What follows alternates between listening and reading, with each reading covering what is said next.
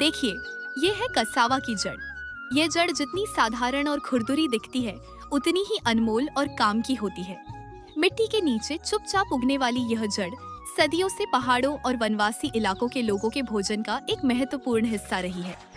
बहुत कम लोग जानते हैं कि इसी साधारण सी जड़ से एक ऐसा पारदर्शी और सुंदर व्यंजन तैयार किया जाता है, जिसे देखकर हर कोई हैरान रह जाता है। आइए देखते हैं कैसे यह साधारण जड़ एक अद्भुत प्राकृतिक पकवान में बदल जाती है।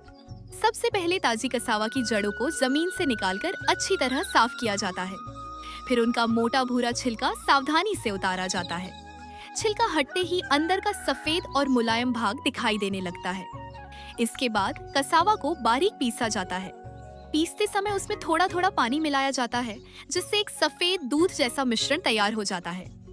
इस मिश्रण को कपड़े से छानकर पूरी रात के लिए शांत छोड़ दिया जाता है। धीरे धीरे नीचे शुद्ध सफेद स्टार्च जम जाता है और ऊपर का पानी अलग हो जाता है। अगले दिन जमे हुए इस स्टार्च को निकालकर बारीक पाउडर तैयार किया जाता है। दूसरी ओर बैंगनी शकरकंद और लाल शकरकंद को भाप में पकाकर मुलायम पेस्ट बनाया जाता है।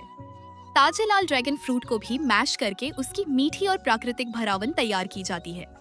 अब कसावा स्टार्च में उचित मात्रा में उबलता हुआ पानी मिलाकर उसे हाथों से अच्छी तरह गूंथा जाता है। धीरे धीरे यह एक चिकने, मुलायम और लचीले आटे में बदल जाता है, जो हाथों में रेशम जैसा महसूस होता है। इसके बाद हरी पत्तियों को साफ करके उन पर आटे की पतली परत बिछाई जाती है। बीच में कभी बैंगनी शकरकंद, कभी लाल शकरकंद और कभी ड्रैगन फ्रूट की भरावन रखी जाती है। ऊपर से फिर आटे की एक परत चढ़ाकर पत्तियों को सावधानी से मोड़कर बंद कर दिया जाता है। अब इन छोटे छोटे पत्तों में लिपटे पैकेटों को लगभग आधे घंटे तक भाप में पकाया जाता है।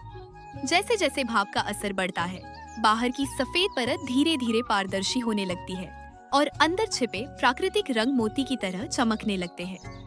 और जब पत्तियां खोली जाती हैं, तब सामने आता है एक ऐसा पारदर्शी और रंग बिरंगा व्यंजन, जिसे देखकर यकीन करना मुश्किल हो जाता है कि इसकी शुरुआत मिट्टी के नीचे उगने वाली एक साधारण सी कसावा की जड़ से हुई थी।